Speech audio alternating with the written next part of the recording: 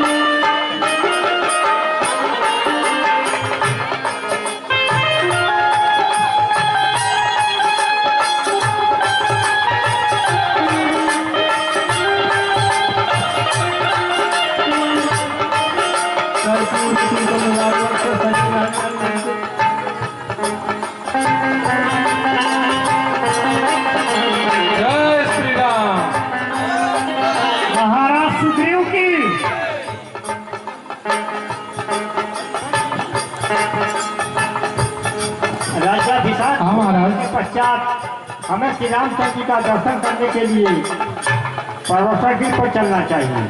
ठीक है।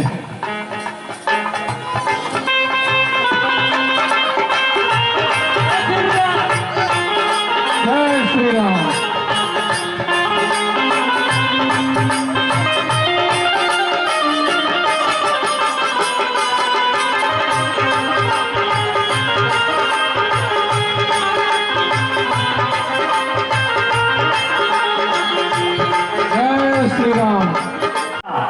राज, स्त्री, पुत्र, परिवार सब कुछ मिल गया।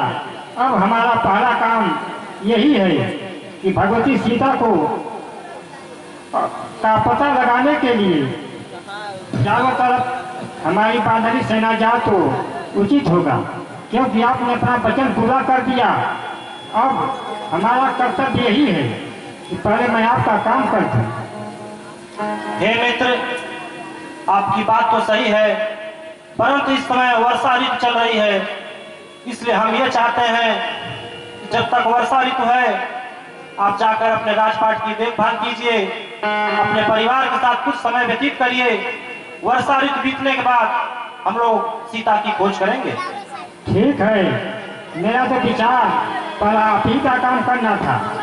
अगर आप बरसात में समय दे देंगे तो चारों तरफ से बानरी सेना को हम इकट्ठा करके वर्षा ऋतु बीतते बीतते भगवती सीता का पता हम लगवा देंगे। अब हमें किष्किंधा जाने का आदेश दीजिए। ठीक है मित्र।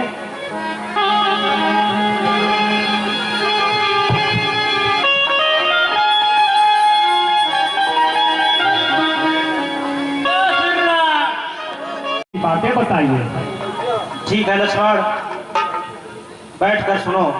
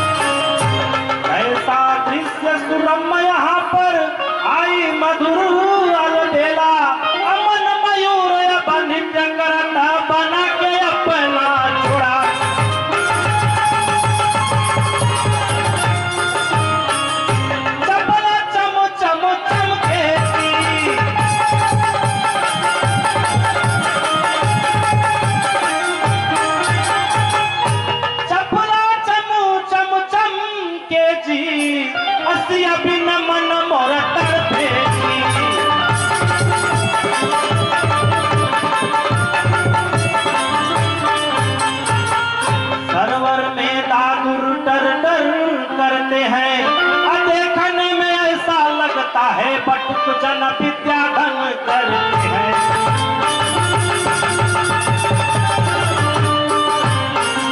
लक्ष्मण वर्षा बीत गई गरज उठे घन घोर।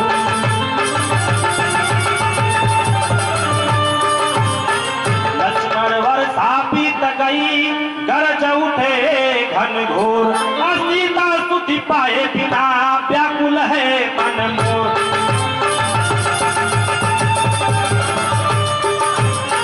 व्याकुल है मन मोर शोर सुन मेरो मन उमड़त है।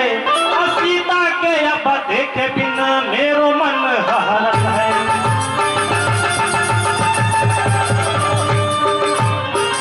हरे ना मन धीर धरियाची।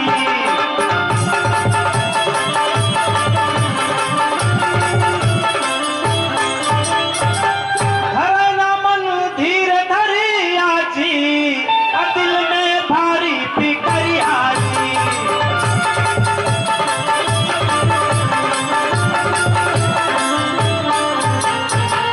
वह जीवित समाचार मैं पाऊं अकाल भी हो तो उसे मार कर सीता को ले आऊं।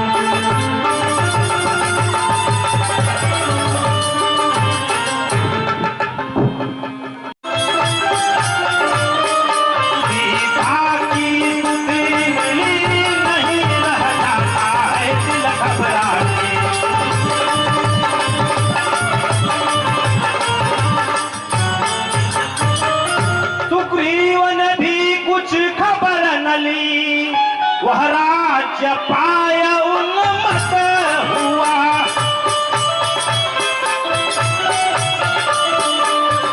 विकट राज्य मत यह भाई पागल कर लेता जिसे हुआ।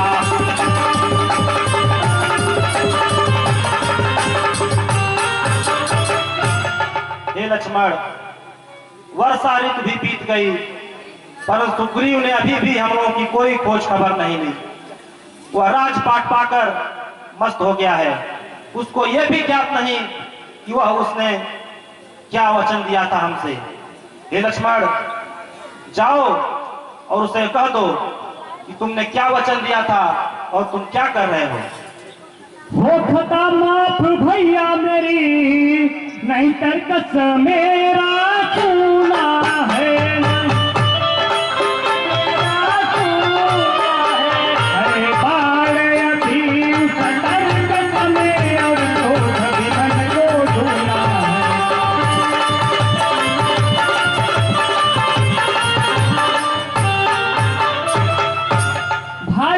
आज्ञा पाऊं मैं सुनिए मेरे भाई। और जाए हो तो सुग्रीव को राजयसु भाई।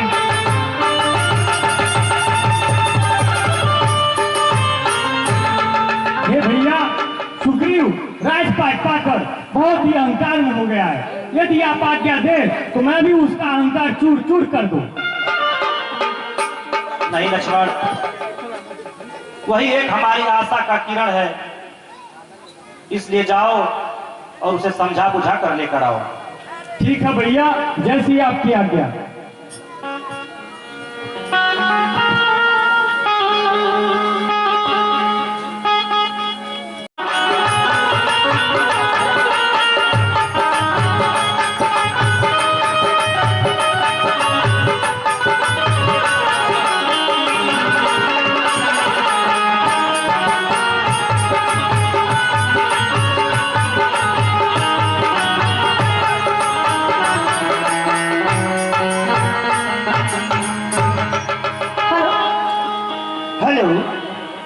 देखिए, ये सुग्रीव महाराज का दरबार है। इस दरबार में अधिक से बंदे भालू हैं। यहाँ इंग्लिश गाना मत गाइएगा, भोजपुरी गाइएगा ताकि ये सभी बंदर समझ लें। हे जी सुनिए, देखो भोजपुरी सब रहिया ठीक ही कहा देगा। चोरी करे पपियो चाहिए, चोरी करे और पपियो चाहिए।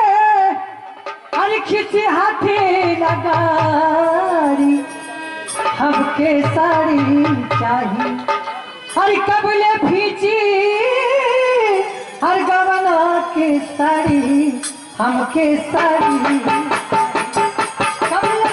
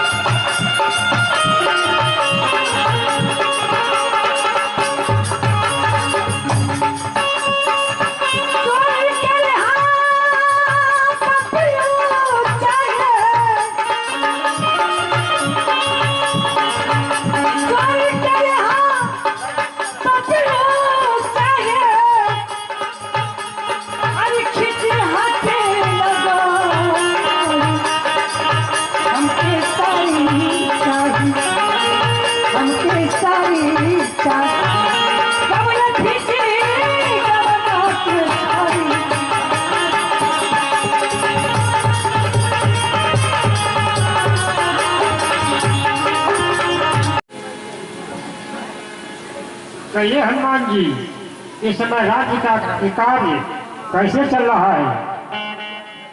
राज्य का कार्य तो ठीक चल रहा है महाराज, लेकिन मैं आज आपको कुछ याद दिलाने आया। बोलिए। हे महाराज, आप तो महलों में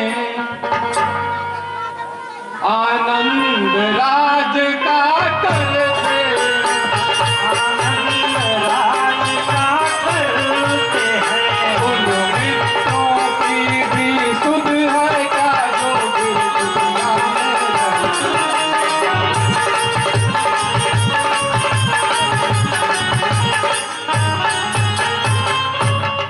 महाराज है राजनीति के चार अंग, सब आप जानते हैं,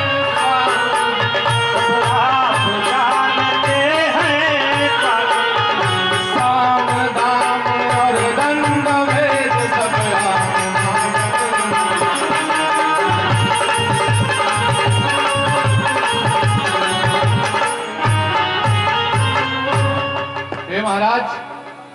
वर्षा ऋतु बीत चुकी है और आपने प्रभु श्री राम जी से अग्नि के सामने प्रतिज्ञा ली थी कि वर्षा ऋतु समाप्त होने के बाद आप उनका कार्य पूर्ण करेंगे।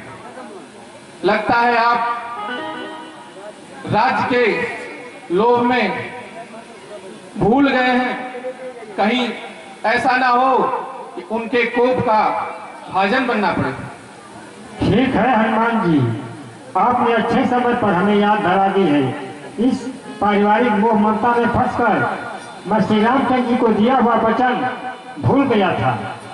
खैर ठीक है, अब आप शीघ्र चारों दिशाओं को युद्ध पतियों को बुलाने के लिए दूत भेज दीजिए।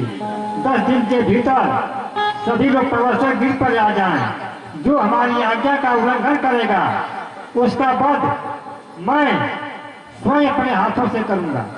महाराज मैं देख रहा हूं भ्राता लक्ष्मण भी सामने से चले आ रहे हैं और बहुत क्रोधित दिखाई दे रहे हैं। ठीक है, आ रहे हैं तो उनका सम्मान किया जाएगा। हे महाराज सुग्रीव, आप राजपाट पाकर बहुत ही मन में हो गए हैं। क्या भैया को दिया हुआ वचन भूल गए? हमें सब कुछ याद है राजकुमार लक्ष्मण जी, परंतु आपको ज्ञान होना चाहिए कि राज परिवार पाकर वो हमें प्राणी फंस जाता है। यही हाल हमारे साथ भी हुआ है। मैं कई हजार वर्षों से जंगलों का कष्ट आता था। आज सब कुछ पाने के पश्चात मैं मूर्ति में रम गया था। हनुमान जी ने हमें याद दिला दी है।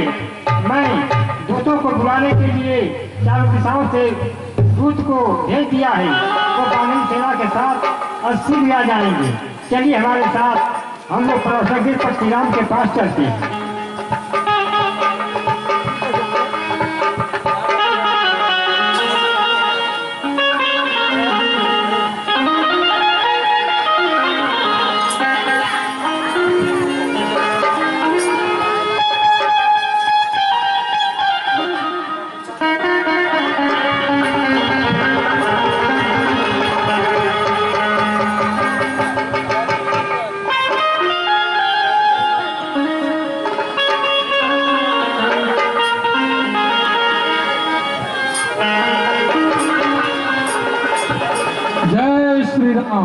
प्रभु, माया में फंसकर कुछ मैं भ्रमित हो गया था, परंतु हनुमान जी ने याद दिला दी है। माए चारों दिशाओं में बानर सेनाओं को भेजने के लिए दूत भेज दिए हैं। वे सब शीघ्र आ जाएंगे। मैं आपका अपराधी हूँ, आप चाहे तो मुझे दंड दे या छोड़ दे।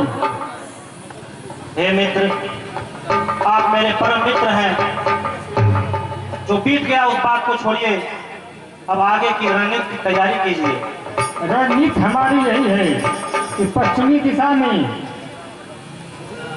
नल नील अपनी विशाल सेना के साथ जाएं, 50 अरब बानर के साथ जाएंगे और पूर्वी दिशा में सेनापति गजगवाच जाएंगे और उत्तरी दिशा में सेनापति बलि 50 अरब बानर के साथ जाएंगे और दक्षिण दिशा की ओर हमारे युवराज अंगद की अध्यक्षता में इसके साथ ऋषराज जामवंत, हनुमान जी और बहुत से बलशाली बानर दक्षिण दिशा की ओर नागों की राजधानी भोगपुरी वैद्युत कंजर पर्वत को पार करने के पश्चात ये सब दक्षिणी छोर पर जहाँ तक समुद्र का किनारा है वहाँ तक बानर सेना जाएगी। अब आप हनुमान जी को दक्षिण दिशा की ओर भेजने का इंतजाम कीजिए।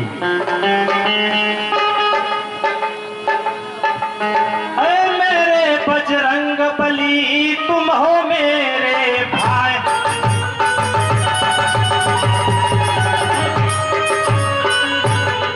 मेरे बजरंग बली तुम हो मेरे भाई। देता हूँ यह मुद्रिका तुम्हें निशानी भाई।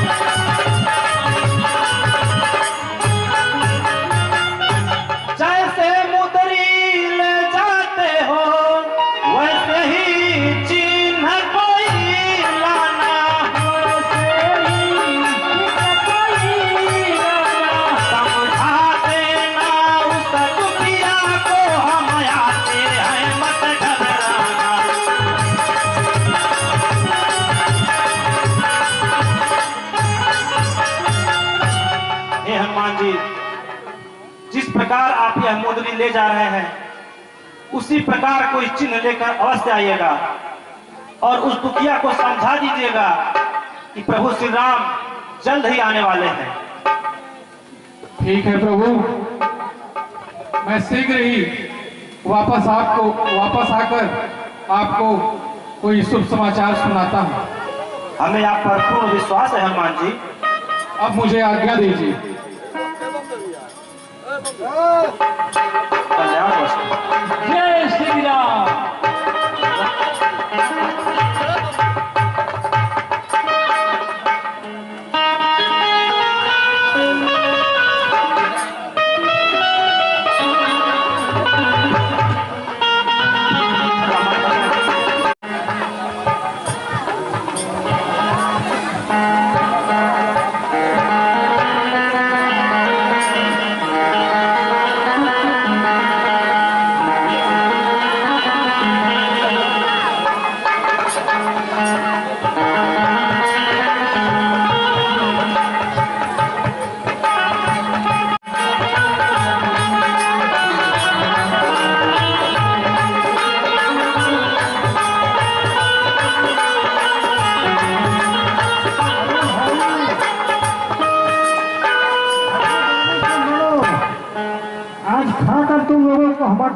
मुझको बहुत सी शांति मिलेगी।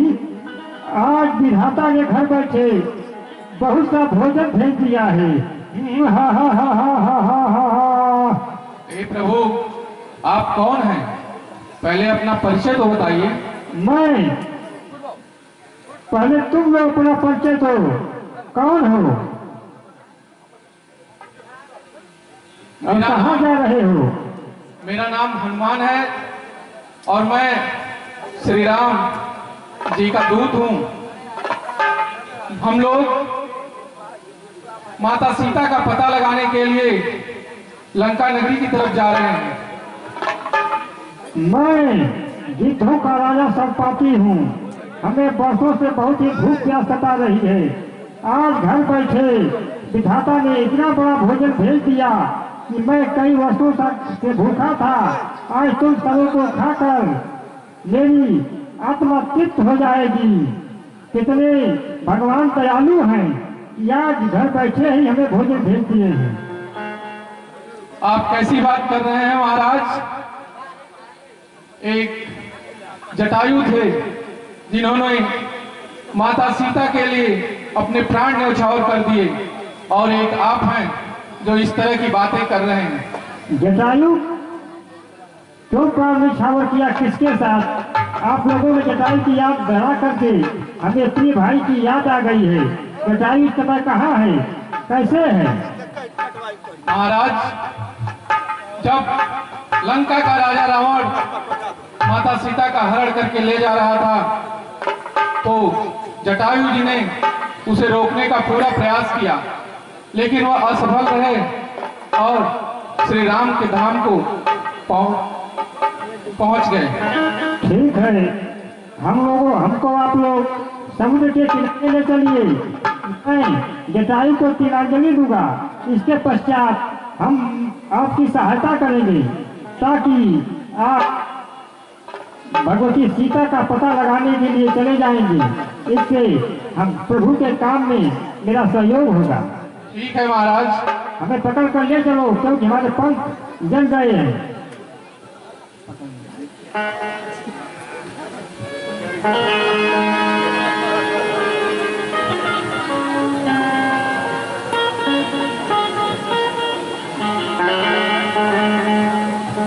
हे जटायु, मेरी तिलांजलि स्वीकार करो।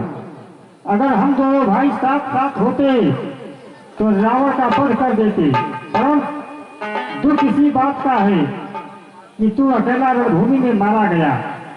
हे बानर वीरों, अब मेरी बात ध्यान से सुनो। वह तुम्हारा चोर विचित्रवा का पुत्र त्रिलोक विजयी महाराज रावण है। मैं यहाँ से आंखों से देख रहा हूँ कि भगवती सीता त्रिकूट पर बसी हुई लंका नगरी में अशोक वाटिका में सुरक्षित बैठी हैं और वहाँ घोर राक्षसियों का पहरा है। आप लोगों में से कोई भी वीर जो 100 योजन का समुद्र लांघ कर उस पार जा सकता हो, वही भगवती सीता का पता लगा सकता है और उसी का नाम श्री राम काल के लिए अमर हो जाएगा। मैं चंद्रमा मुनि ने मुझसे कहा था कि तुम भगवती सीता का पता बाबाओं को बता देना, उसमें तुम्हारे पंख निकल आएंगे। आज उनकी बात सत्य हुई, हमारे पंख निकल आए, अब मैं उड़ सकता हूँ। अब मैं जा रहा हूँ। आप लोगों में से कोई भी जो वीर हो, जो 100 योजन का समुद्र पार कर सकता हो, वह भगवती सीता का पता लगाने के लिए लंका की ओर प्रस्थान करे। अब मैं जा रहा हूँ। ठीक है महाराज।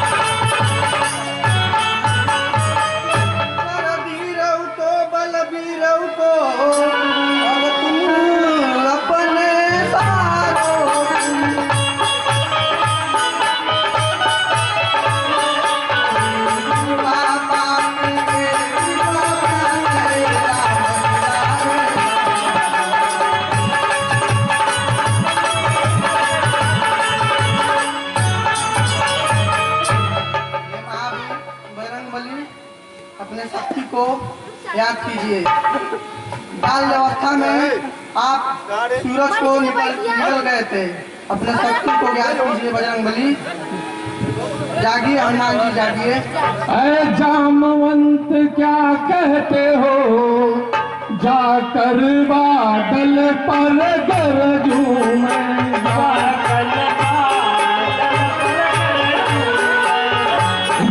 लंकेश्वर को मारूं या लंका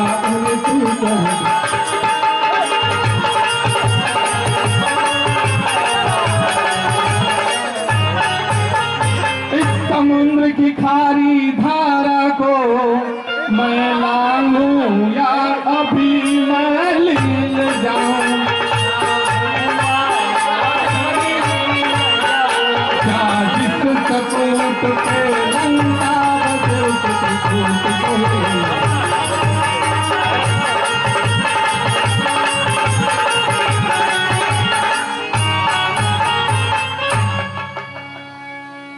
हे जामवंत जी, मुझे आदेश दीजिए। अब मैं आगे बढ़ता हूं और आप लोग यही समुद्र के तट पर बैठकर हमारे आने का इंतजार कीजिएगा और प्रभु श्री राम जी से प्रार्थना कीजिएगा कि मैं अपने कार्य में सफल हूं। जय श्री राम, जय श्री राम।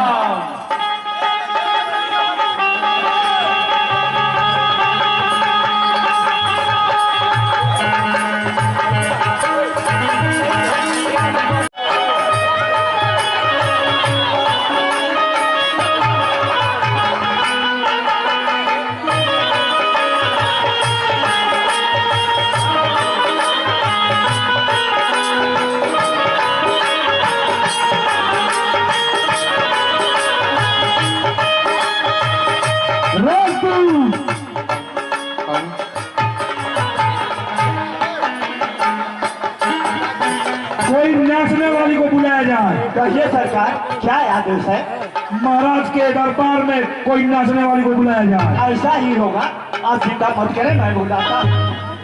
कोई गाने वाली है? चलो दरबार और में हबीबा का भी इंतजाम करो। आए कोई गाने वाली अजी दरबार में हाजिर हो।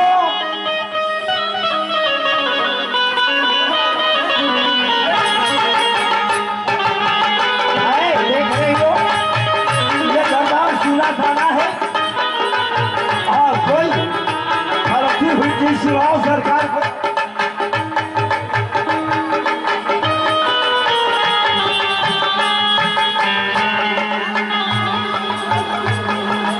चलो जल्दी चलो।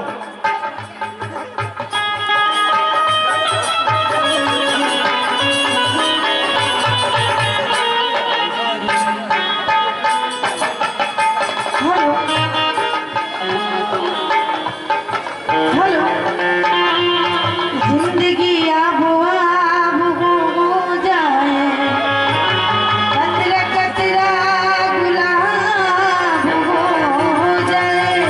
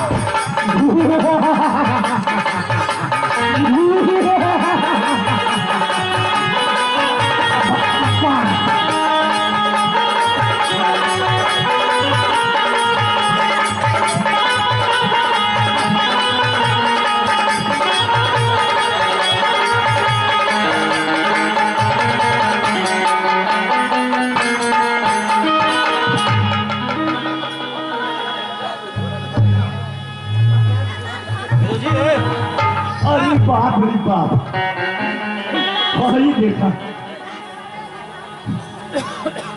दोनों बचल है वो साथ बा। अच्छा अब खबर महाराज के देवे चाहिए। डरियो लगा था कैसे कौन महाराज की जय हो।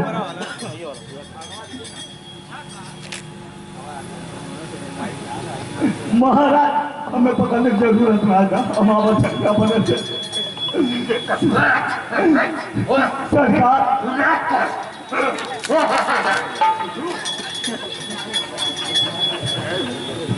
क्या बात है राजदूत?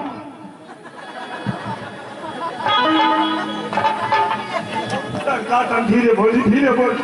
रावण के महाराज रावण का राजदूत होकर काटते हो, शर्म नहीं आती तुम्हें? आपके देखे ना का बचन, आपके तो रोजा देखे। सरकार अशोक बचगवा क्या हुआ? एक भयंकर बंदर आया हुआ है सरकार, उसे देखकर कांप रहे हैं। वो सारा फल फूल खा डाला, जितना पेड़ था सब उखाड़ करके समुद्र में फेंक दिया। इतना ही नहीं करता, हमने देखते जम्मू माली के टंगिया पकड़ के पटकला, 10 हथियार दिया। सरकार हम जान बचा के भाग के रही, जितना बगीचा वो सब नष्ट भ्रष्ट हो गए, जितना फल फूल रहा सब खा गया। काहे खाते रही? इतनी सी बात के लिए तुम महाराज का समय नष्ट करते हो? क्या तुम्हें एक याद नहीं तुम किसके दरबार में खड़े हो? तो कैसा दिसिया के बोला था?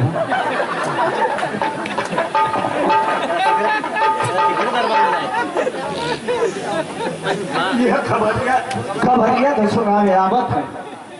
तो वहाँ पे और भी राजदूत नहीं थे क्या? अरे सब के सब वही नाग जिया लेबा। हम का करी, अकेला भाग के यही सरकार हम कभी खबर बना दे ना दे और कुछ गड़बड़ा जाए। महाराज यह बहुत ही अशुभ समाचार लेकर आया है। अशुभ है?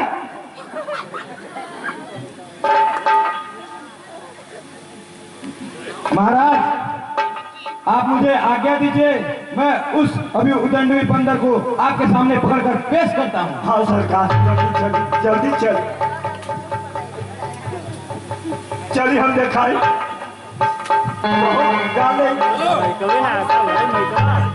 राजकुमार की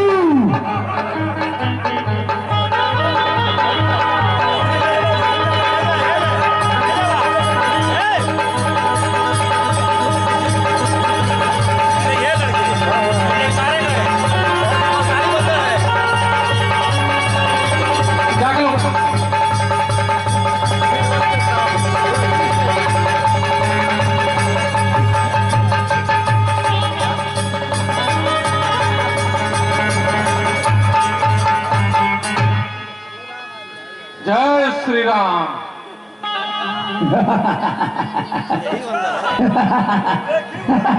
जय श्री राम। क्या यही वो बंदर है जो अशोक वाटिका में उत्पात मचा कर रखा है? क्या इसे पता नहीं यह किसके राज्य में आ गया है? मैं इस बंदर को अभी बजा के खा दूंगा। तो वही तुच्छ बंदर है? आप कौन आ गए प्रभु? मुझे नहीं जानते, मैं लंकाधिपति लंकेश का पुत्र अक्षय कुमार हूँ। अच्छा अक्षय कुमार, कोई परेशानी है आपको? तुमने अशोक वाटिका क्यों डाल दी? मुझे भूख लगी थी, मैंने तो केवल फल ही खाया है। भूख लगी तो फल खाना चाहिए था, पेड़ क्यों खा रहे? अरे हिलाने डुलाने में उखड़ गया। तुम्हें पता नहीं इस अपराध का दंड क्या है? तो ठीक है, युद्ध के लिए तैयार हो जाओ, मौत तुम्हारे सामने खड़ी है।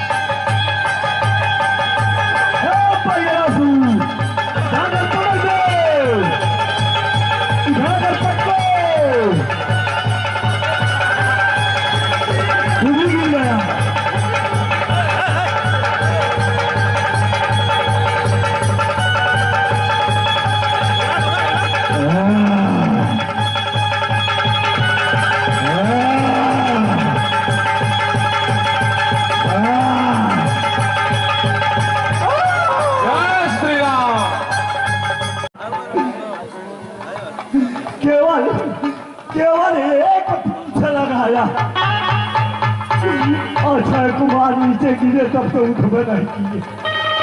सरकार वहां भी चले गए। क्या कहा? हाँ सरकार। अक्षय कुमार मारे गए? हाँ सरकार।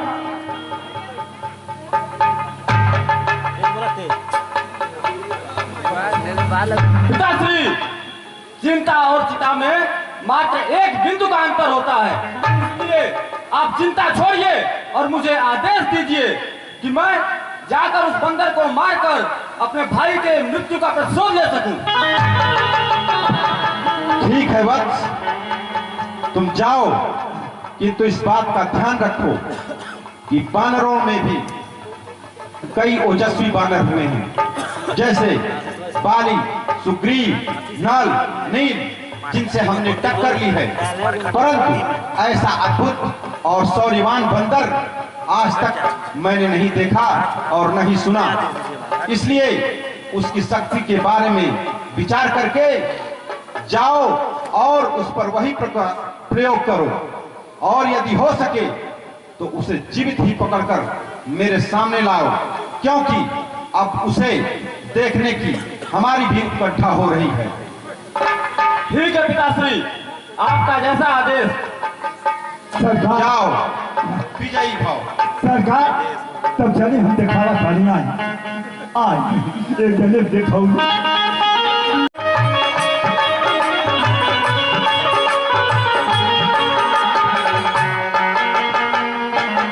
जय श्री राम।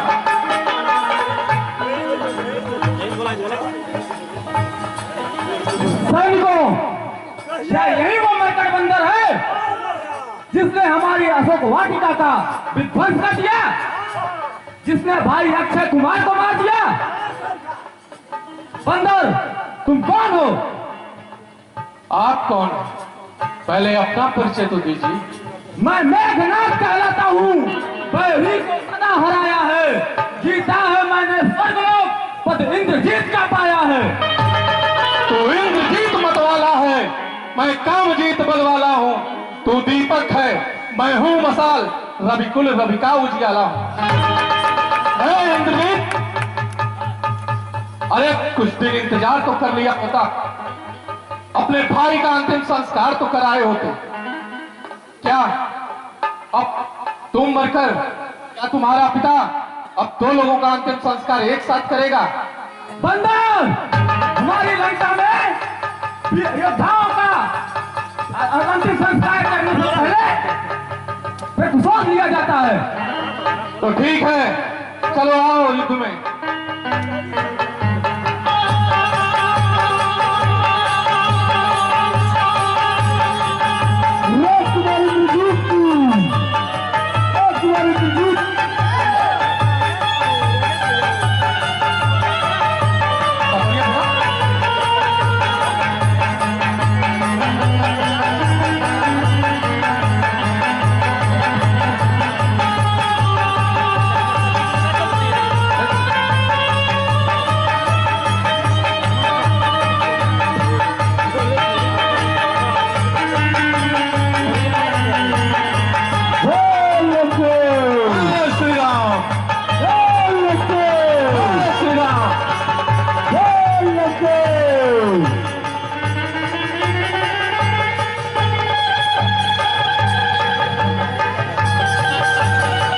बहुत खटखट रहा है, बहुत कूदत रहा है। अब ले चल, ले चल, ले चल सरकार।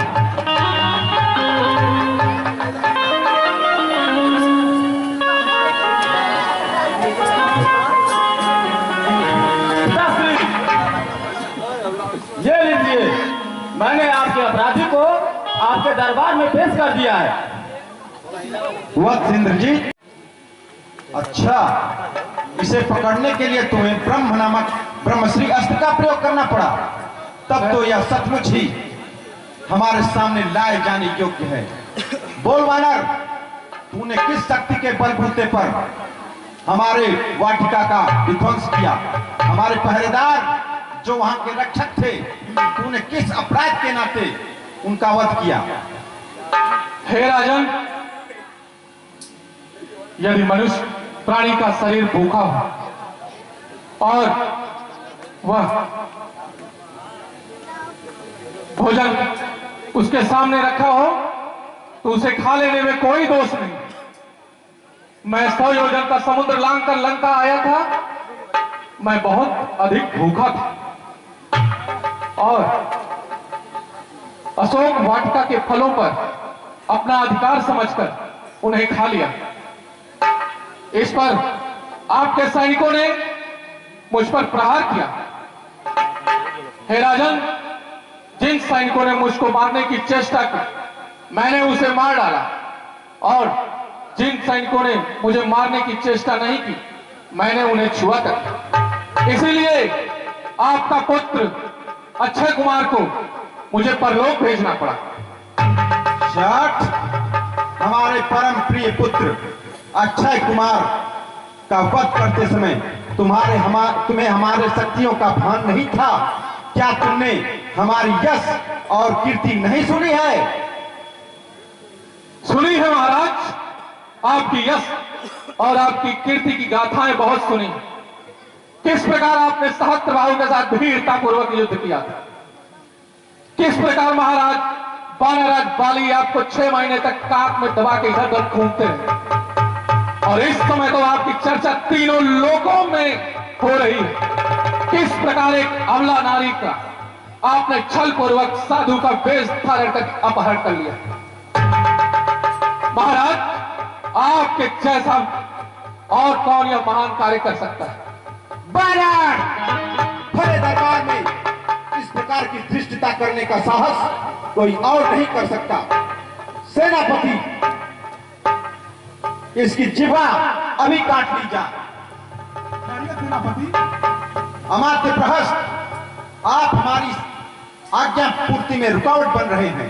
क्षमा करें महाराज, मुझ में इतना साहस नहीं, किंतु महाराज मैं आपके आज्ञा पूर्ति के पूर्व आपके श्री चरणों में कुछ विनम्र निवेदन करने का आज्ञा चाहता हूँ।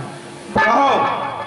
महाराज, ये कोई साधारण बंदर नहीं दिखाई पड़ता और इसका यहाँ पर आना भी कोई साधारण सी बात नहीं है।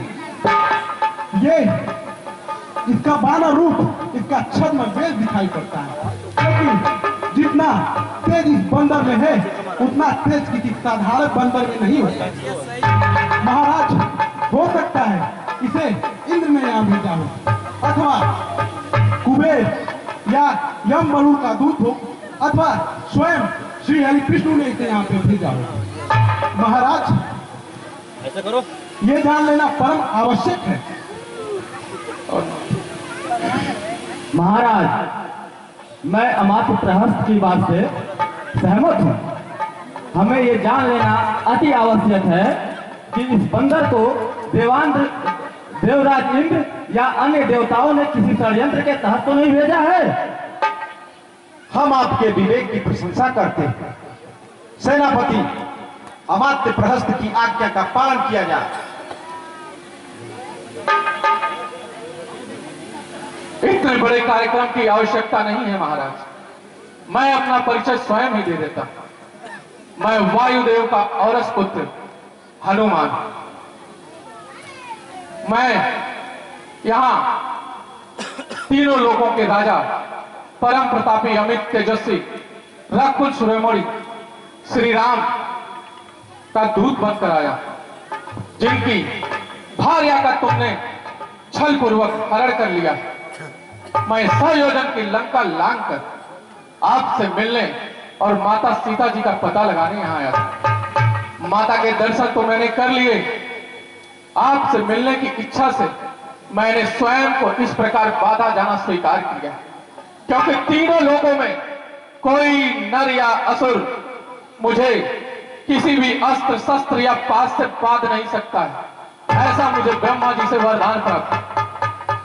मैं यह देखना चाहता था कि महर्षि पुलस, जिनकी कीर्ति चंद्रमा के समान निर्मल है, के कुल में उनके कुल को कलंकित करने वाला वह कौन मूर्ख है जिसे श्री रामचंद्र से वैर लेने का साहस किया है, जिसे श्री रघुकुल की शक्ति का न भान है न भय।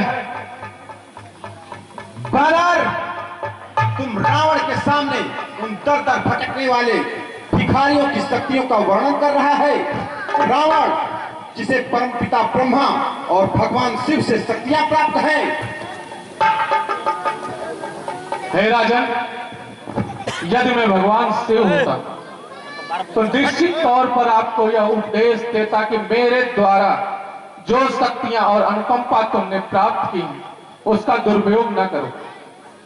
तुमने जो धर्म पूर्वक और तपस्या से जो शक्तियां प्राप्त की हैं उनका उपयोग तुम धर्म के कार्यों में ही करो। यदि इन शक्तियों और अनुकंपा से तुम अपने अंदर अधर्म, पाप और अहंकार को पैदा होने दोगे तो इसका केवल एक ही परिणाम होगा, विनाश और समूल विनाश। इसलिए हे राजन, तुम विनाश का मार्ग छोड़कर तीनों लोकों के स्वामी श्री राम के शरण में चले जाओ, जो एक ही बाण से वानर राज बाली तथा खर दूषण सेना सहित संहार कर दिए थे। उनसे टक्कर लेने वाला तीनों लोकों में कोई नहीं है। सभी देवता, ब्रह्मा, स्वयं मैं भी उनके सामने नतमस्तक रहते हैं। इसलिए हे पुत्र श्री राम के शरण में चले जाओ, इसी में आपका कल्याण है। चपल बानर, ये भगवान शिव के वाक्य है या तेरी भ्रमित बुद्धि का प्रलाप? वाह, अब बंदर जैसे अधम प्राणी भी लंकेश्वर रावण को एक गुरु की भांति शिक्षा देंगे। हे राजन, शिक्षा अच्छी कहीं से भी मिले उसे ग्रहण कर लेनी चाहिए। आपका तेज और सौंदर्य अद्भुत है, आपका साहस अनोखा और कीर्ति निराली है। आपके अंदर एक महान राजा के वो सभी गुण विद्यमान हैं। केवल अपने मन के वृत्ति को आप अगर बदल लें तो आप उस स्थान को प्राप्त कर लेंगे जहां देवता भी आपकी पूजा करेंगे। अधर्म से हमेशा केवल विनाश ही हुआ है। पाप अपने वर्ता के मूल को स्वयं नाश कर देता है और यही एक पाप पूरी लंका को, हस्ती लंका को बर्बाद कर देगा।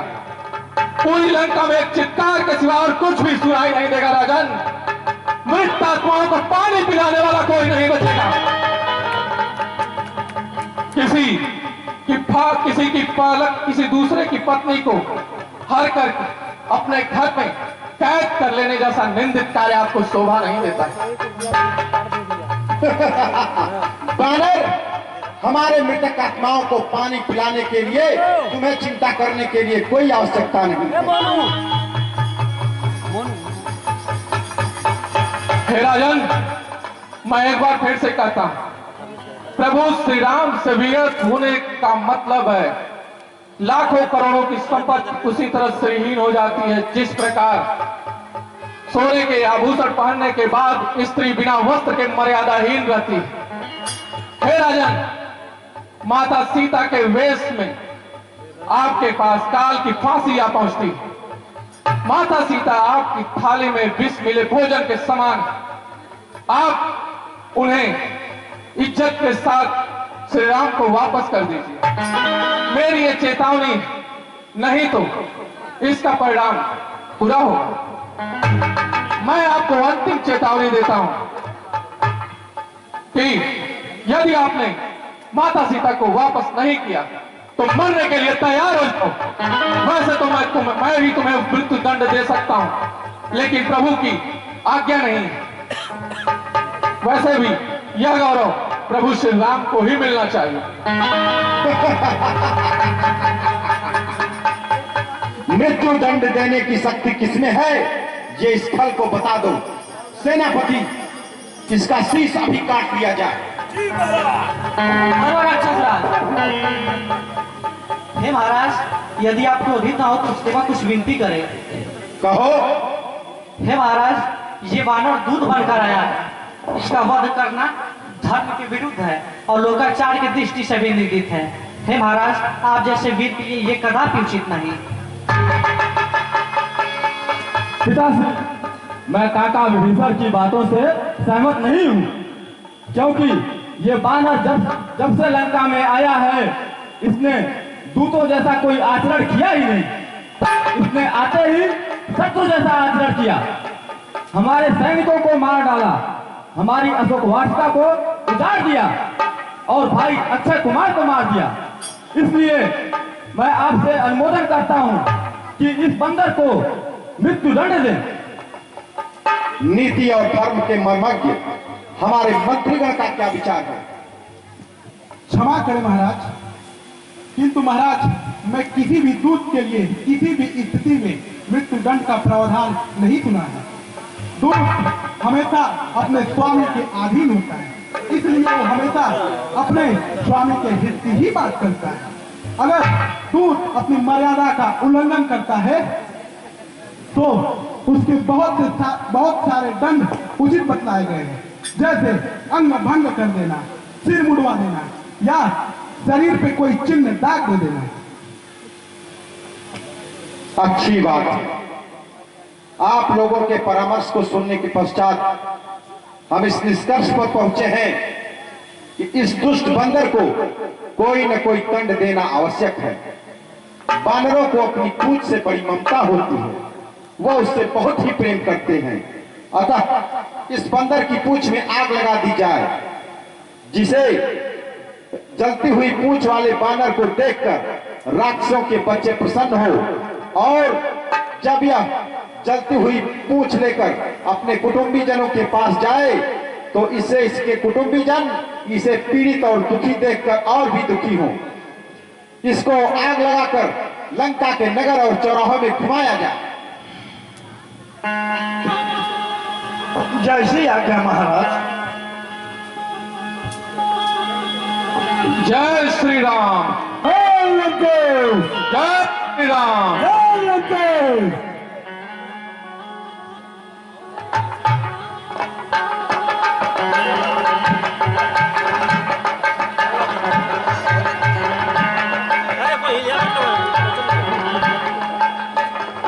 देखिए जय श्री राम। जय श्री राम। जय श्री राम। जय श्री राम। जय श्री राम।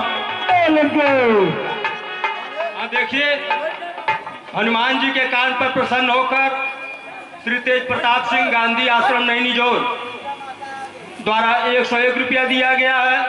भूवर सिंह रामयज्ञ सिंह उर्फ भूवर सिंह ने हनुमान जी के काम पर प्रसन्न होकर 101 रुपया दिया है और श्री विश्वजीत सिंह ने भी हनुमान जी के काम पर प्रसन्न होकर 101 रुपया दिया है और विश्वजीत सिंह ने ही इंद्र के काम पर प्रसन्न होकर 51 रुपया का पुरस्कार दिया है। हम रामीला कमेटी की तरफ से इन सज्जनों को बहुत बहुत धन्यवाद देते हैं। अरे बाप रे बाप, हाउ देखा हाउ लंका तो ढल गया। अरे बाप हाउ घरवा ढल गया। सुना जाए अपना बकरिया हटाओ तो भाग जाती।